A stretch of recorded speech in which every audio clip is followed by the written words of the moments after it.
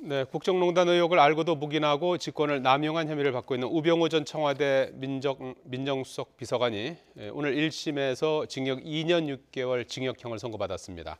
이번 선고 결과의 의미와 향후 진행 상황 등에 대해서 알아보겠습니다. 김광삼 변호사, 최단비 변호사 두 분 모셨습니다. 안녕하십니까? 네, 안녕하세요.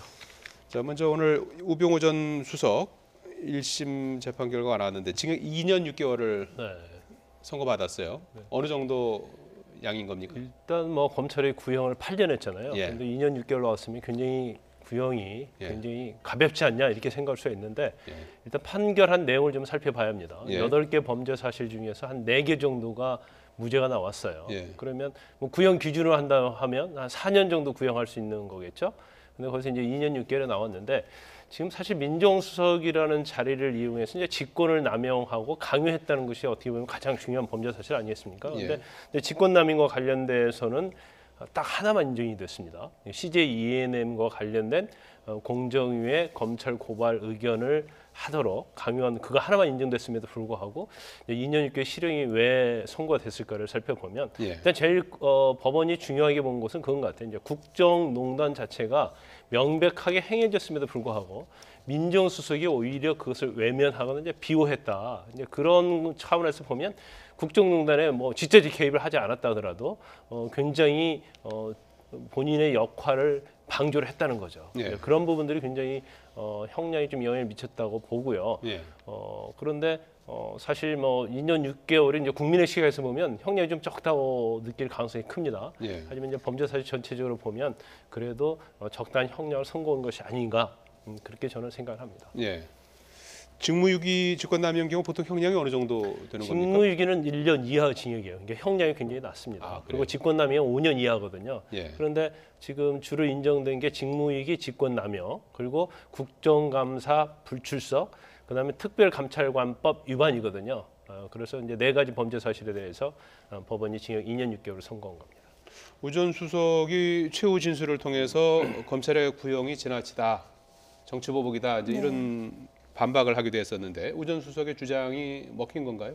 글쎄요, 우 전 수석 같은 경우는 크게 이제 첫 번째로 본인이 주장하는 것은 지적하신 것처럼 이것은 표적 수사다. 왜냐하면 굉장히 여러 차례 수사를 받았고요. 지금 검찰의 포토라인에 선 것도 맞고요. 여러 차례 구속 영장이 발부된 것도 맞기 때문에 마지막에 이제 포토라인에 섰을 때에는 이것이 내 운명이라면 받아들이겠다 이러한 식으로까지 얘기를 했거든요. 예. 이것은 결국은 지금 이 수사가 예전에 본인이 검사일 때 처리했던 사건에 대한 정치 보복이라는 거죠. 그렇기 때문에 이 검찰 수사의 목적을 약간 좀 희석시키려는 것도 있고요. 두 번째는 우병우 수석은 여러 가지 혐의에서 조금 애매한 부분이 있었어요. 왜냐하면 이것이 본인이 수석일 때의 업무, 그 업무 내의 것인가 아니면 그 업무에 넘어서서 이것을 직권을 남용한 것인가에 대해서 우 전 수석 같은 경우는 이것이 본인의 업무 내의 부분이다. 본인은 수석으로서의 업무를 했다라고 가장 강하게 주장했기 때문에 이런 부분들에 대해서 얘기를 했지만 아마도 이것이 크게 받아들여진 것 같지는 않습니다. 예.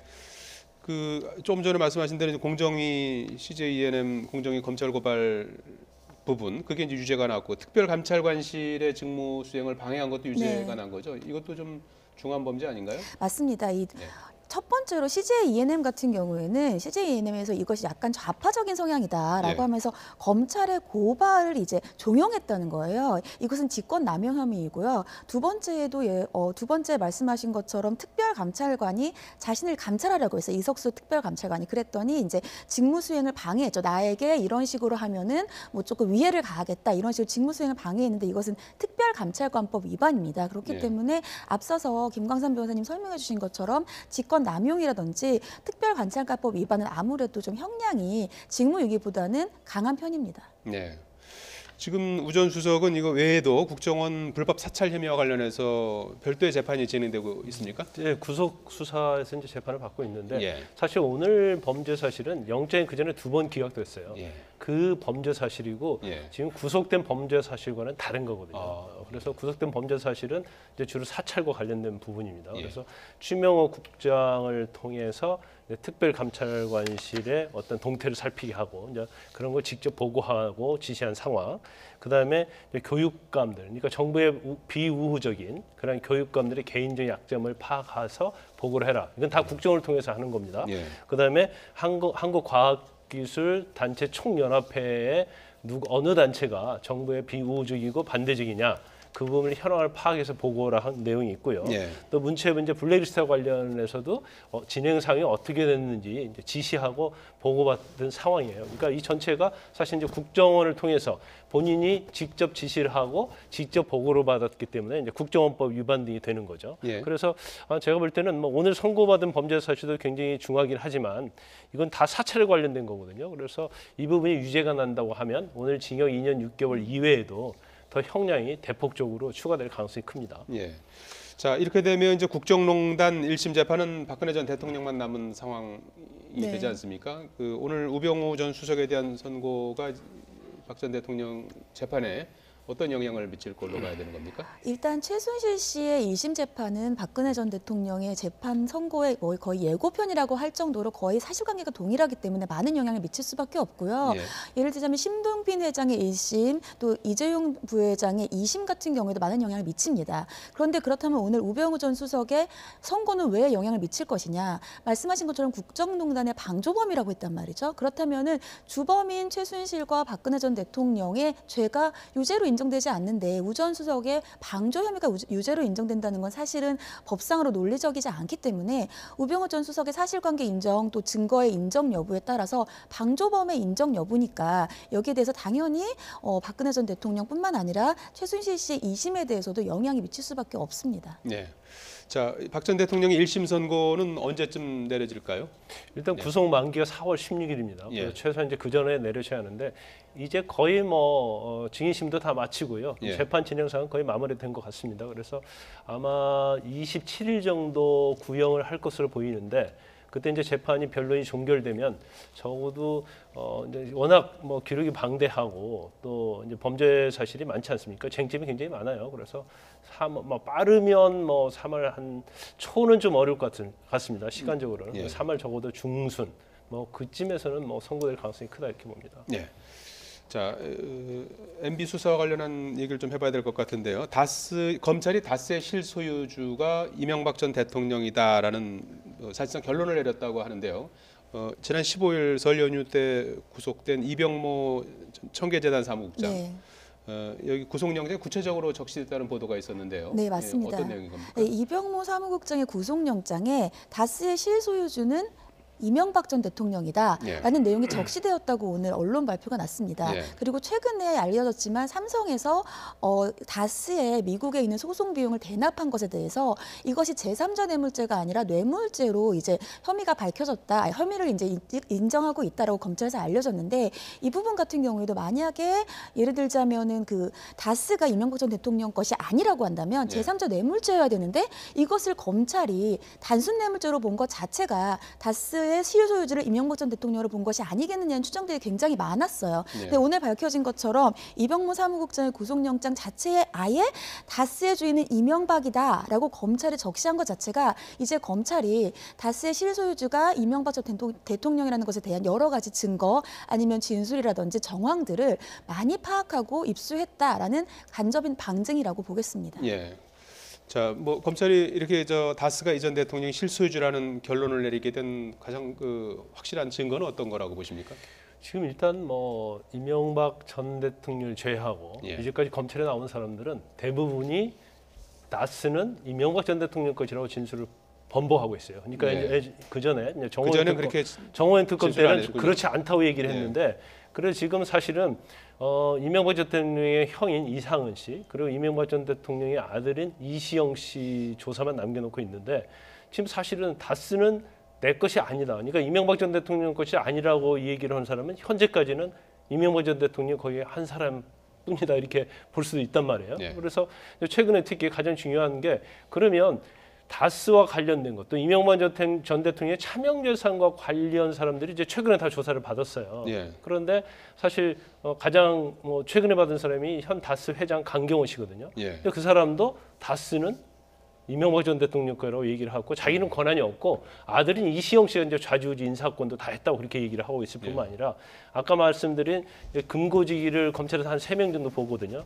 그 첫 번째 금고지기가 이제 청계재단 사무국장인 이병모 씨. 근데 이병모 씨가 또 도곡동 땅까지 본인이 관리를 했거든요. 그래 그 땅에서 판 돈을 가지고 다스의 지분을 이상은 씨가 매입을 했고 그 다음에 이제까지도 부동산을 자기가 다 관리해 왔는데 그걸 최근까지도 이명박 전 대통령에 다 보고를 했다 이렇게 얘기를 하고 있어요. 예. 또 협력업체 금관과 관련된 이영배 씨가 사장으로 있는데 그 사장도 마찬가지로 여러 가지 비자금을 마련했는데 그게 MB한테 줬다 이런 취지로 얘기를 하고 있고 또 정모 씨라는 사람이 하나 또 더 있습니다. 금고주의 3명 중에서 그 사람도 내가 이제까지 이명박 전 대통령의 차명 재산을 관리해 왔는데 거기서 부동산 임대료 같은 걸 현금으로 받아서 이명박 전 대통령에 줬다 이렇게 얘기를 하거든요. 예. 그러면 가장 이명박 전 대통령의 측근이면서 부동산 또 다스와 관련된 그 관리를 해온 사람들이 다 이명박 전 대통령 것이라고 얘기를 하고 있는데 그 부분에 대해서는 검찰이 굉장히 확신을 하고 있기 때문에 이병모 씨와 관련된 공소장에도 MB가 바로 다스의 실소유자라고 명확히 못을 박은 거죠. 예.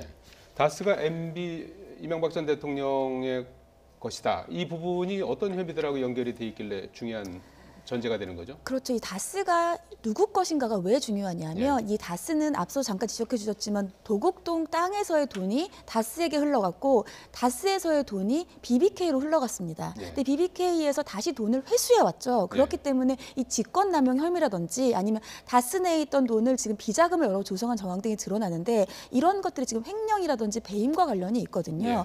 그래서 지금 이명박 전 대통령 측에서는 예전에 정호영 특검에서도 그랬고 물론 이번에도 그렇게 결론이 났지만 이제껏 알려졌던 120억 원의 비자금은 격리 개인의 횡령이다라고 드러났지만 그 이외에도 거의 지금 100억 원 가량의 추가 횡령 혐의 등이 나타나고 있어요. 그렇기 때문에 이런 횡령이라든지 아니면 직권남용 혐의와 관련이 있어서 다스의 소유주가 과연 누구인지가 굉장히 중요한 사안인 겁니다. 예, 이와 관련해서 지금 이명박 전 대통령 측의 입장은 나온 게 있습니까? 이명박 전 대통령 측의 입장은 그러니까 구체적으로 왜 아닌지는 하지 않았지만 전혀 아니다, 사실과 다르다, 그리고 이것은 정치적인 표적 수사이다라고 하고 있는데요. 아마 지금 제 생각에는 맨 처음에는 이것이 꼬리 자르기 형식이 되지 않을까라는 생각을 했어요. 나에게까지 보고가 되지 않았다거나 그렇게 아마 조금 하지 않을까라는 생각을 했는데 앞서 김광삼 변호사님 설명해 주신 바와 같이 여러 관련자들이 아주 핵심 관련자들이 계속해서 다스는 MB 것이다라고 진술을 하고 있기 때문에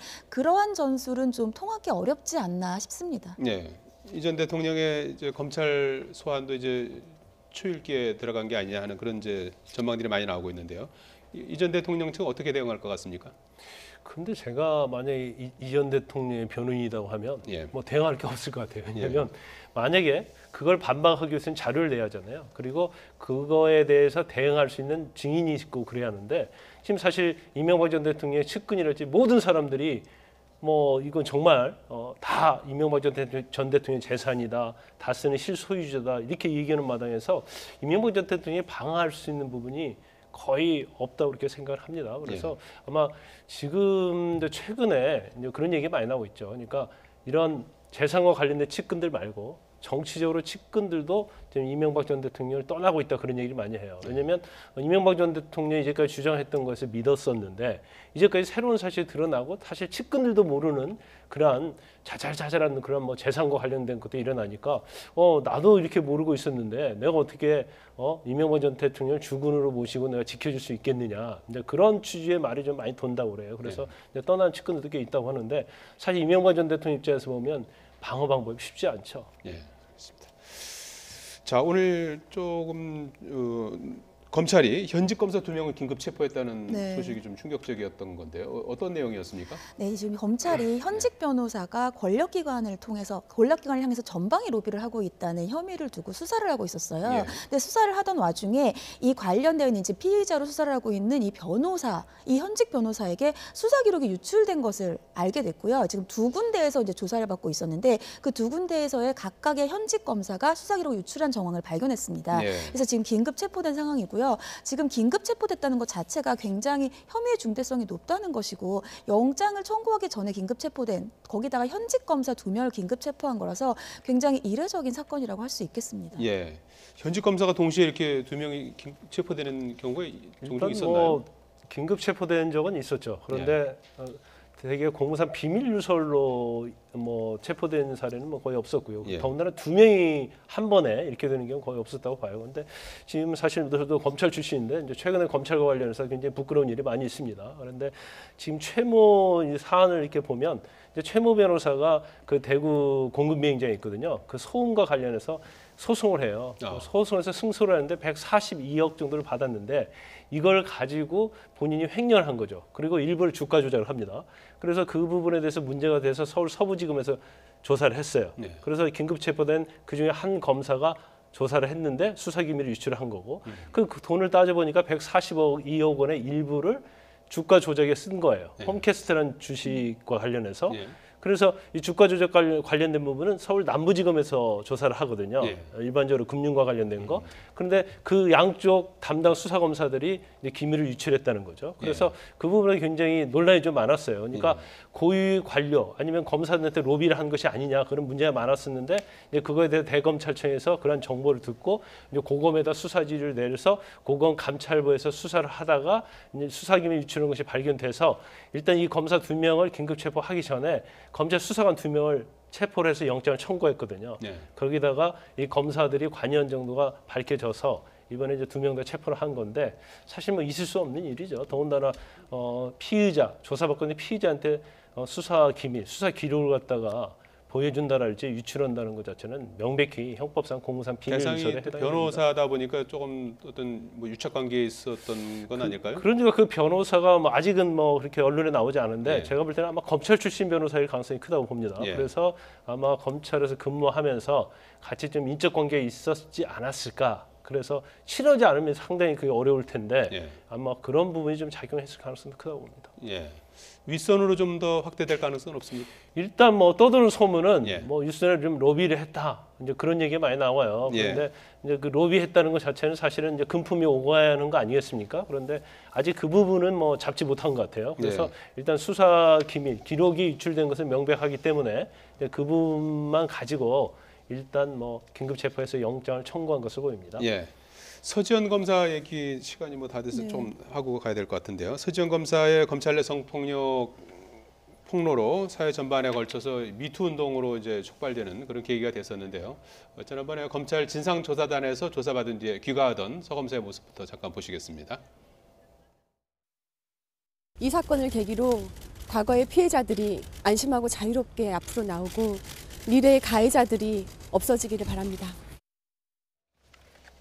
그런데 문제는 지금 서지현 검사가 이제 사실상 최초의 이런 운동이 미투 운동이 일어나는 어떤 촉발시키는 계기를 만들었는데 서지현 검사 본인에 대한 조사는 정작 진전이 없는 것 같아요. 그렇죠. 이제 오늘 서지현 검사 측의 대리인인 이제 변호사가 조사단을 방문을 했어요. 예. 조사단을 방문한 이유가 신속하게 수사를 항의 해달라는 방문한 거예요. 거죠? 항의 방문을 한 예. 겁니다. 왜 신속한 수사를 촉구했냐면 지금 사실은 서지현 검사가 처음 방송에 출연해서 이것을 폭로한 지 벌써 20여일이 지났어요. 근데 문제는 거기에 이제 피의자로 지정되어 있는 안태근 검사에 대해서 아직 소환 조사를 하지 않았다는 겁니다. 예. 그렇기 때문에 진상 조사를 제대로 할 의지가 있느냐 이런 항의 방문을 한 것인데요. 여기에 대해서 이제 진상조사단 입장에서는 이미 안태근 검사 같은 경우는 출국 금지 조치가 되었다. 그렇다면 왜 아직 소환 조사를 하지 않았느냐 하면 성추행과 관련돼서는 이미 혐의가 범죄 혐의를 어떻게 볼 수가 없어요. 그렇다고 한다면 성추행 이후에 서지현 검사에 대한 인사조치를 제대로 하지 않은 보복 인사조치를 했다는 것에 대해서 수사를 해야 되는데 그렇게 하려면 현재 인사 과정에 대한 부당한 개입을 의혹을 조사해야 된단 말이죠. 그렇기 때문에 참고인 조사나 인사기록 분석을 제대로 마친 이후에 현직 검사는 아니지만 그런 이후에 소환 조사를 하는 것이 수사를 더 확실하게 하기 위한 것이니까 지금 그런 것들을 위해서 이제 대충 조사를 마쳤다. 그래서 한 23일 정도에 소환을 할 예정이기 때문에 지금 진상 조사를 소홀히 하고 있는 것은 아니다. 이렇게 밝혔습니다. 예. 23일에 이제 안태근 검사를 이제 소환한다고 하는데요. 전체적으로 좀 다른 사건에 비해 속도가 좀 늦지 않느냐는 지적이 나오는 것 같아요. 그런데 이제 제가 볼 때는 예. 이제 안태근 검사에 관한 부분은 우리 최 변호사님이 굉장히 잘 설명해 주셨는데 예.